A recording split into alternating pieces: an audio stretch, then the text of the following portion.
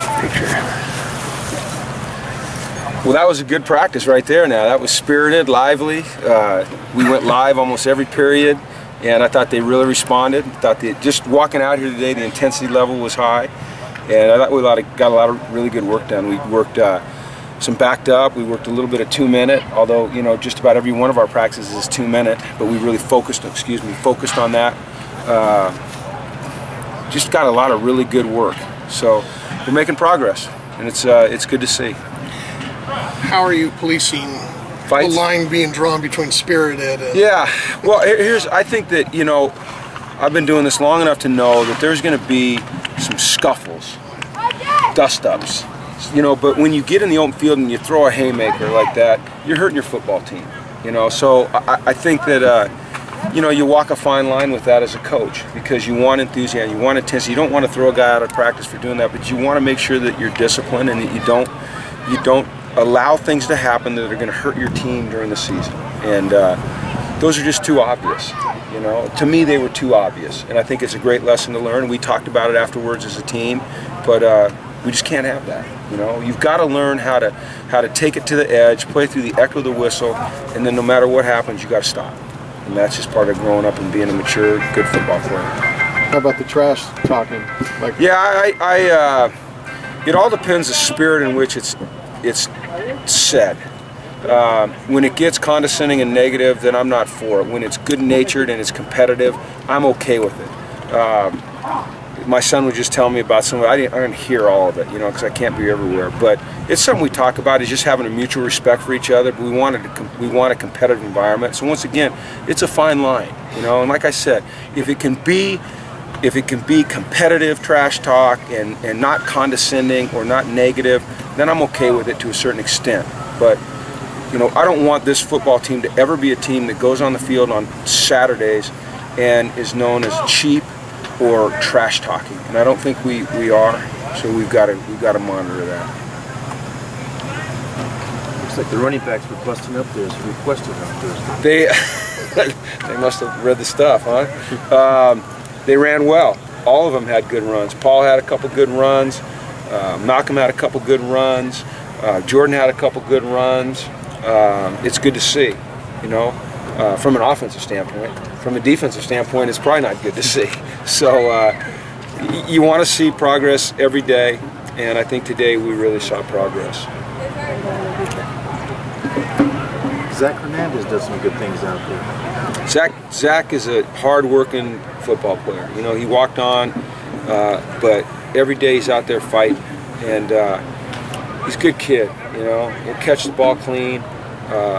You know, you never write guys off. You never write anybody off.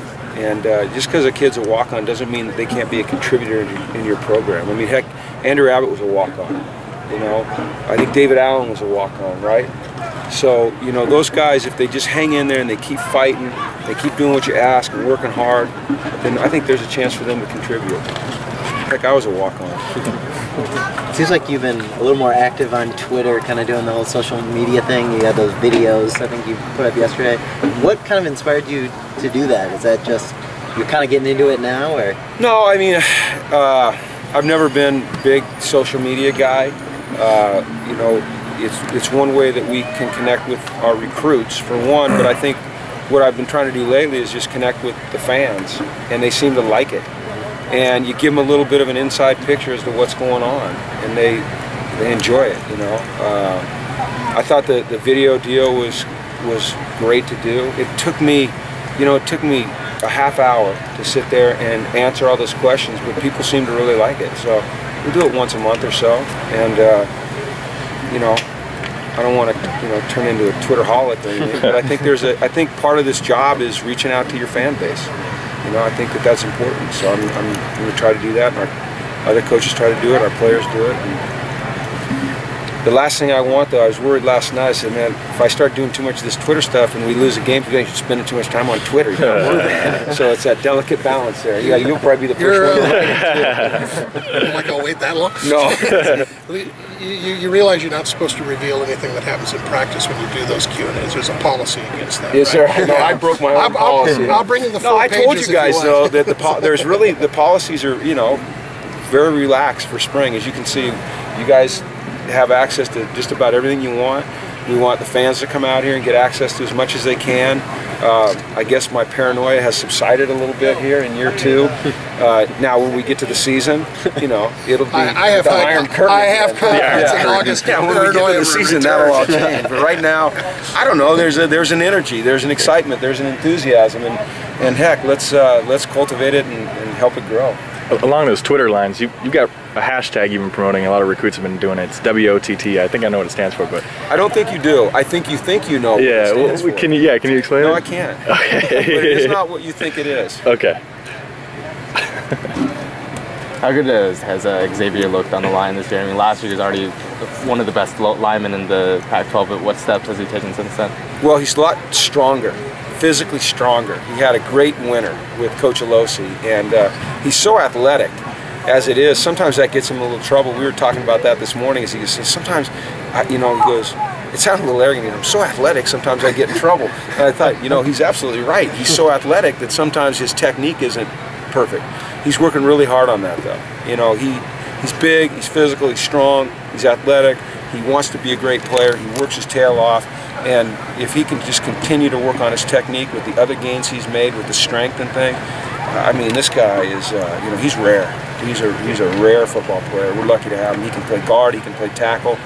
For us, when he gets to the next level, he'll be a guard. We're about halfway through spring season. Is there anyone in particular, any few guys who have maybe stood out in these first 7 practices? X has, Cassius has. You know, Brett has made tremendous improvement. Anthony has stood out. Jefferson, AJ has stood out. Ishmael, although, you know, he's in the red, he stood out. I think we've got 4 really good receivers, outside receivers. I'm going to include Darius in that and say 5. Those 5 guys have stood out to me. Devin Lucian, Jordan Payton, Damian, Shaq, Darius, and Devin Fuller. Those 5 guys have stood out to me. The way they're working with Brett and catching the ball, and they're really, what I like about all 5 of those guys, they've got good run after the catch as well. So, Torian, I think Torian's doing some good things. Shoot, that's off the top of my head, that's kind of where I'm at. What's John Young's status? I'm not sure. You know, John is trying to push through the knee, and you know, unfortunately, he'll come out and have a day where he practices and then it swells up on him and he can't go the next day. I'm sure it's very frustrating for him. You know, he can't make any progress, but it's his body. So. Is Kylie Fitz all right? Yeah, he sprained his ankle. It's not severe. He's in the boot. You know, he's working out. The boot's precautionary. Okay. You know, I would hope that he could be out here at some point this week. EK, Eric Kendricks, is making progress. He's out of the boot. He's walking around. His was more severe than Kylie's, though. I don't know if we'll see him again this spring. He thinks he'll be back out here. We'll see. So, you know, him being out, it's you want him to get the work, but it gives other guys a chance to get work. You know, you know who else is standing out is Taylor Legacy. You know, I think he's doing some good things. He's getting more work because Eric's not out here. What have you seen? I know you haven't had Oa, but what have you seen from the defensive line otherwise? I know you said Cassius. Cassius is doing a good job. The two nose guards, Tulipupu and Epinesa, they're doing a good job. I think we're a little bit unsettled at the other defensive end. We need to get Oa back because, you know, you've got Ilianku and you've got Kylie, who's now injured, and so you've got some real youth there, guys that haven't played, that aren't experienced, that don't understand the level of play or the level of intensity it takes to play at this level. So, but they're getting good work. You know, the more work Ely gets, the more work Kylie gets, the better they're going to be. I mean, you can see Ely's out here right now working. So, you know, I think every injury is kind of a blessing in disguise for somebody else. It's an unfortunate thing for one guy, and it's a little bit of a blessing for another guy. Do you think Ish might get out of the red jersey at some point in the spring, or do you guys want to keep him? I think we're going to keep him in it through the spring. Hey, look, we've all watched Ish. Does the red jersey seem to be even? I mean, I don't know why I even have it on. I asked myself today, I was like, why do I even have the red jersey on Ish? I mean, he's doing everything, but I don't want him to tackle. You know, I don't want him to put his shoulder in there and tackle. So I think we're going to keep it on for now. I like Fabian's progress. Love Fabian's progress. You know, he's starting to look like a corner. Last year he looked like a running back playing corner. This year he's looking more like a corner playing corner. He's not there yet, but he works hard. He's got speed, he's got length, and those are a couple things you like, and he's confident. He knows how to play the ball in the air. You know, one of the things I was really concerned about was how would he handle the deep ball? How would he locate the ball and react to it? And he does a better job than you would think for a guy who hadn't played that position much. Okay? Yep. All right, thanks everybody.